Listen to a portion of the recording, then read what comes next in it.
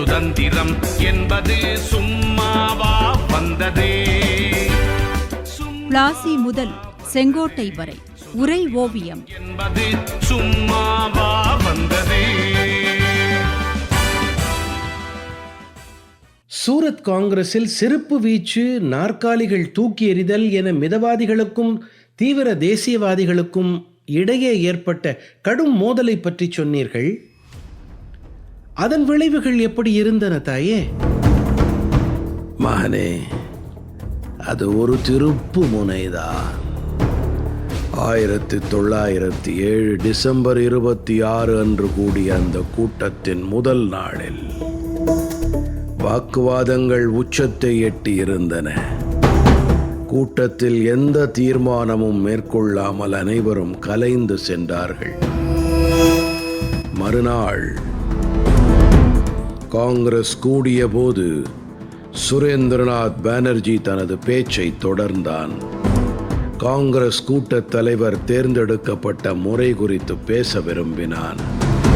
ஆனால் அவன் பேச அனுமதிக்கப்படவில்லை. தன் பேச்சுரிமையை நிலைநாட்ட மேடைக்கு சென்ற திலகனையும் பேசவிடவில்லை. கூட்டத்தில் கூச்சல் குழப்பம் ஏற்பட்டது. இருதரப்பினரும் மோதிக்கொண்டார்கள். நாற்காலிகள் தூக்கி எறியப்பட்டன. செருப்புகள் வீசப்பட்டன.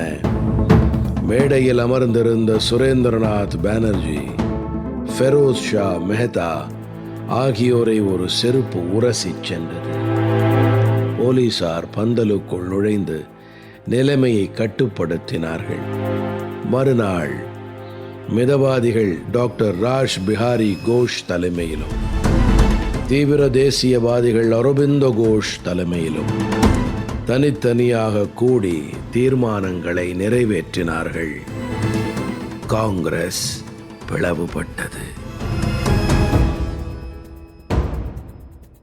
சூரத் காங்கிரஸில் ஏற்பட்ட பிளவு தேசிய இயக்கத்தை பலவீனப்படுத்தியது. தேசிய சக்தி சிதறுண்டு போனது. சூரத் காங்கிரஸுக்கு பின் ஒரு பிரிவினர் கோகலே தலைமையிலும் மற்றொரு பிரிவினர் திலகனின் தலைமையிலும் செயல்பட்டார்கள். இரு அணிகளிலும் இருந்தவர்களின் திறமைகள் வெளிப்பட்டன. ஆனால் ஊர் இரண்டு பட்டால் கூத்தாடிக்கு கொண்டாட்டம் என்ற சொல்லுக்கு ஏற்ப ஆங்கிலேய அரசு இந்த பிளவை தனக்கு சாதகமாக்கி கொண்டது. அது மிதவாதிகளை ஆதரித்தது. தீவிர தேசியவாதிகளை காட்டுமிராண்டித்தனமாக அடக்கியது. வன்முறையை கட்டவிழ்த்து விட்டது. லாலா லஜ்பத் ராய், அஜித் சிங், திலகன் ஆகியோர் கைது செய்யப்பட்டு பர்மாவில் உள்ள மாண்டலே சிறைக்கு அனுப்பப்பட்டார்கள்.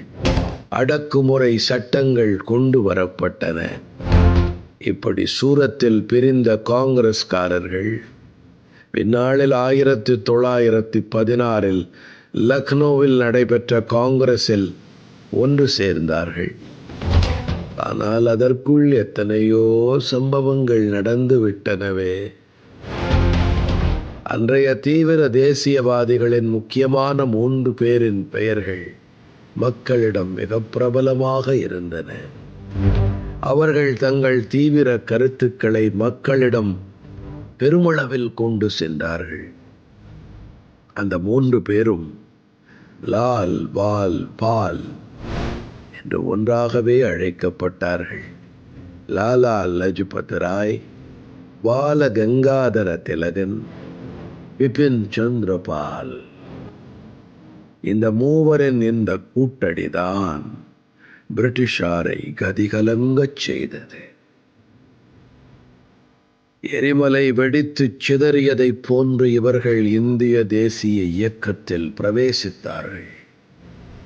இவர்களுடைய வருகை விடுதலை போராட்டத்திற்கு பெரும் உத்வேகத்தையும் அழுத்தத்தையும் அவசர கதியையும் உருவாக்கி கொடுத்தது. மேல்மட்ட வகுப்பினருக்கான இயக்கமாக அறியப்பட்டு வந்த காங்கிரஸ் இயக்கம் இவர்களின் பிரவேசத்தை அடுத்து பொதுமக்கள் இயக்கமாக மாறியது. 1907 பிபின் சந்திரபால் ஒரு சூறாவளி சுற்றுப்பயணத்தை மேற்கொண்டான். திலகனின் நடவடிக்கைகள் அவனை தீவிர தேசியவாதிகளின் தலைவனாக இந்தியர்களிடம் முன்னிறுத்தியது.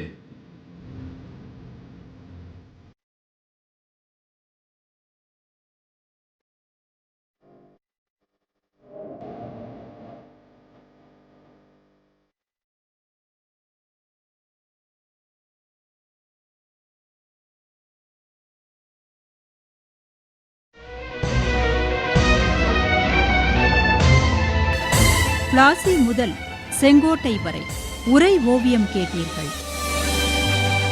எத்தனை எத்தனை தடியடியை தாங்கினர், எத்தனை எத்தனை செக்கிழுத்து வாடினர். தூக்குவே